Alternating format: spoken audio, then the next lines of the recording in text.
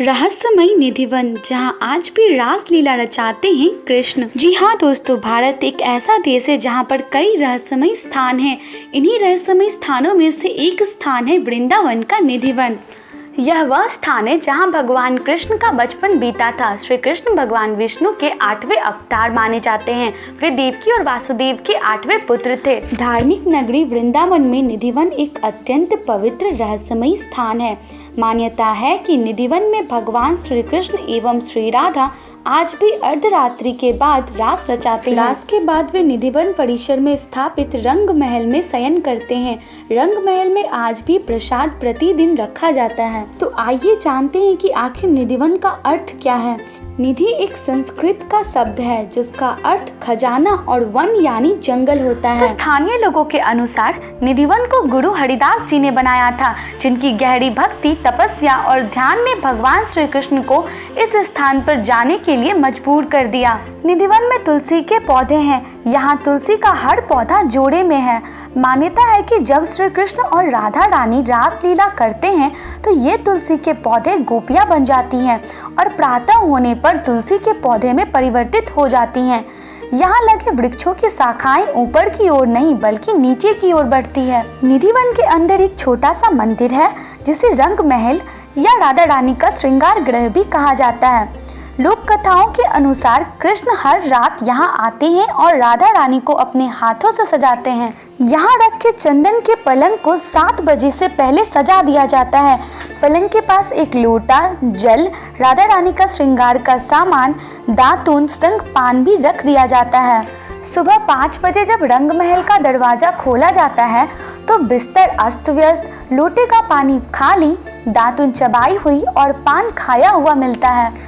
रंग महल में भक्त केवल श्रृंगार का सामान ही चढ़ाते हैं और प्रसाद के रूप में भी श्रृंगार का सामान ही मिलता है। निधिवन में स्थित विशाखा कुंड के बारे में कहा जाता है कि जब भगवान श्री कृष्ण सखियों के साथ रासलीला रचा रहे थे तब उन गोपियों में से एक सखी विशाखा को प्यास लग गई तो श्री कृष्ण ने अपने बांसुरी से एक छेद खोदा जो पानी से भर गया, जिससे पानी पीकर विशाखा ने अपनी प्यास बुझाई। तब से इस कुंड का नाम विशाखा कुंड पड़ गया। यहाँ के लोगों का कहना है कि देवी राधा ने जब यह महसूस किया कि कन्हैया हमेशा बंसी या बांसुरी ही बजाता रहता है और उनकी ओर ध्यान नहीं देता, तो राधा जी ने उनकी बांसुरी चुरा ली।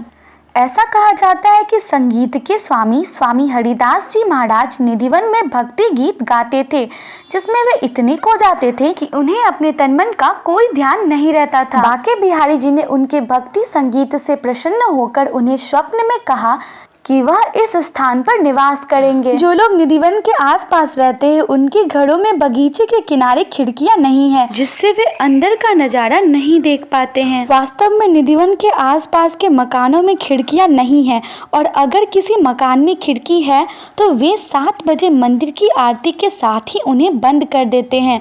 कोई भी खिड़कियों से निधिवन की ओर नहीं देख सकता। शाम को 5 बजे मंदिर बंद हो जाता है, जिसके बाद किसी को भी पवित्र कुंज तथा मंदिर में जाने की कोई अनुमति नहीं है। जंगल जो पक्षियों, बंदरों की चहचहाहट से पूरे दिन चहकता रहता है, रात में एक भयानक सन्नाटे में बदल जाता है। यह माना जाता है कि जैसे ही रात होती है भगवान कृष्ण रासलीला के लिए वन में आते हैं। सूर्यास्त के समय मंदिर परिसर का दरवाजा बंद रहता है और सभी लोग मंदिर से बाहर निकल जाते हैं। जो भी रात में मंदिर में रहने का प्रयास करता है वह अपनी दृष्टि, सुनने और बोलने की क्षमता खो देता है।